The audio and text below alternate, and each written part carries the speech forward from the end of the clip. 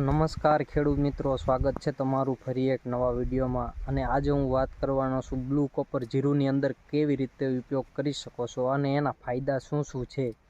તો સૌથી પહેલાં સેફ્ટીની વાત કરું તો સૌથી પહેલાં સેફ્ટી જરૂરી છે કે બ્લુ કોપર ખાતરની અંદર મિક્સ કરવા માટે સેફ્ટી જરૂરી છે।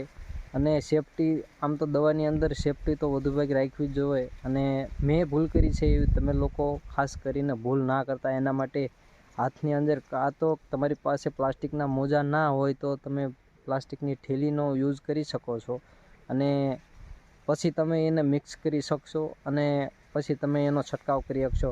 અને વાત કરીએ જો કોથળી કે રબરના મોજા તમે ન પહેર્યા હોય તો શું થાય, તો એની વાત કરું તો ખાતરની અંદર મિક્સ જ્યારે તમે કરો છો પછી હાથની અંદર મોજાને એવું ના પહેર્યું હોય તો તમને હાથ બળશે અને આંખમાં ઉડશે તો આંખ પણ બળશે।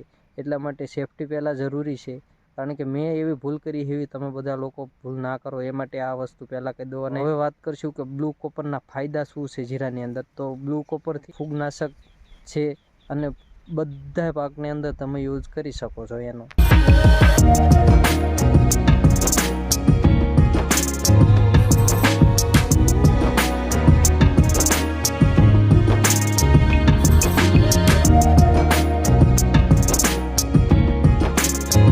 હવે વાત કરવાના છે કે બ્લુ કોપર શેમાં તમે યુઝ કરી શકો છો। ખાતરની અંદર યુઝ કરો તો પણ ચાલશે અને સ્પ્રેની અંદર પંપની અંદર જો યુઝ કરવું હોય તો પણ ચાલશે અને પાણી સાથે મિક્સ કરશો તો પણ ચાલશે। તો હેક્ટર દીઠ એનો યુઝ કરી શકો છો તમે। 1 હેક્ટર દીઠ 1 કિલોગ્રામ તમે યુઝ કરી શકો છો અથવા તમારે કોઈ પણ એગ્રાવાળાને પૂછીને પણ તમે યુઝ કરી શકો છો। તો મારે જેટલી જરૂર છે એટલો જ હું યુઝ કરું છું અત્યારે। અને થોડોક પવનના લીધે થોડોક ફડફડાટ થાય છે એટલા માટે હું થોડોક મકાઈના આડે આવી ગયો હું। તો હવે વાત કરીએ કે તમારું જીરું કેવું હોવું જોઈએ। જે બ્લુ કોપર યુઝ કરવું છે તો તમારું જીરું કેવું હોવું જોઈએ। તો તમારું જીરું બ્લુ કોપર યુઝ કરતાં પહેલાં તંદુરસ્ત હોવું જોઈએ અને એકદમ ક્લીન હોવું જોઈએ, તો જ તમારે બ્લુ કોપરનું રિઝલ્ટ એમાં આવશે। બાકી કુકડવાળું ને એવું જીરું હશે તો થોડુંક રિઝલ્ટમાં કેવરાવશે એટલા માટે। તો હવે વાત કરીએ કે પંપની અંદર નાખીને આને યુઝ કરવી હોય તો તમે કઈ રીતે કરી શકો। તો જો બ્લુ કોપરની વાત કરીએ તો બ્લુ કોપર તમે પંપમાં છંટકાવ કરવો હોય તો તમારે થોડુંક કપાસિયાનું તેલ એમાં એડ કરવાનું રહેશે। તો મિત્રો અત્યારે આપણે આવી ગયા છીએ જીરાની અંદર। તો બ્લુ કોપર યુઝ કરતાં પહેલાં આપણા જીરાની કન્ડિશન કેવી હોવી જોઈએ એ તમને એક નજર મરાવી દઉં। તો ચાલો પહેલાં જીરું તમને થોડુંક અમથુંક બતાવી દઉં અને પછી વાત કરીશું આગળ। તો ખેડૂત મિત્રો, આપણા જીરાની કન્ડિશન અત્યારે કંઈક આવી છે અને આપણે અત્યારે જીરાની અંદર બ્લુ કોપર ખાતરની અંદર એડ કરીને આપી દીધેલું છે। તો તમે જોઈ શકો છો કે આટલું આપણે જીરાની અંદર ખાતર નાખ્યું। તો આપણે અત્યારે ખાતરના શોર્ટેજના કારણે અત્યારે આપણે ખાતર ઓછું આમાં યુઝ કર્યું છે, તો આપણે જરૂરિયાત પ્રમાણે યુઝ કરી શકશો તમે।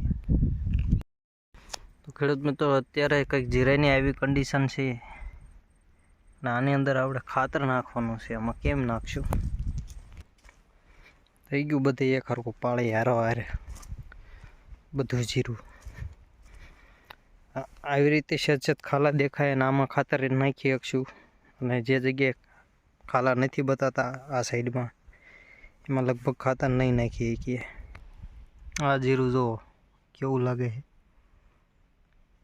આ સહેજ પાવું છે આ બાજુ કરતાં। આપણે દર વખતે વિડીયોમાં કહીએ છીએ કે આ જીરું કરતાં આ જીરું પાવું છે, પણ આ લગભગ એને વટી જાય છે હજી। પાળે હારવાર થઈ ગયું છે અને આમાં હવે દાણા બેહવાનું ચાલુ થાય છે। જોઈ લો સહેજ નીકળી ગયા છે અને આ બાજુના જીરુંમાં નીકળી ગયા છે બધે દાણા। આટલું સ્વચ્છ છે જીરું। અને હવે વાત કરીશું કે આ જીરામાં આપણે કઈ કઈ દવા છાંટી છે। શરૂઆતમાં તો ખબર છે ને, ઘણા વિડીયોમાં મેં ઘણું બધું બતાવ્યું હતું, આમ થયું હતું તેમ થયું હતું, પણ ફાઇનલી છેલ્લે જતા આપણે કમ્પ્લીટ જીરું થઈ ગયું છે અને હવે આ જીરાની અંદર કોઈ પણ જાતનો રોગ કે કાંઈ વસ્તુ બતાતું નહીં। અને આ બધો કમાલ હોય ને તો વૃષભનો બાયો પ્રોડક્ટનું કોમેન્ટ કોઈએ કરી હતી કે વૃષભ કે બાયો પ્રોડક્ટ કહેવાય, એનો ઉપયોગ ન કરે ભાઈ, અમારે ગમે એનો ઉપયોગ હાલે, અમને જે રિઝલ્ટ આપે એનો ઉપયોગ અમે કરી શકીએ છીએ.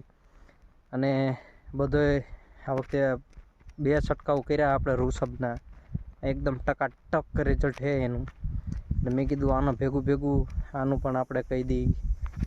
અને રિઝલ્ટ કેવું લાગ્યું એ જરાક કોમેન્ટ કરજો બધાય. અને આની પછીનો રાઉન્ડ આપણે રૂસબનો જ કરવાનો છે.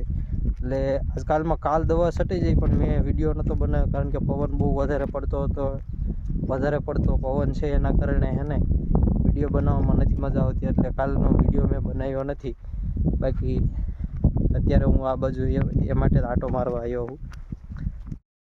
તો હવે જીરું કેવું લાગે છે જરાક કોમેન્ટ કરજો, અને રિઝલ્ટ કેવું છે જીરાની અંદર એની પણ કોમેન્ટ કરજો.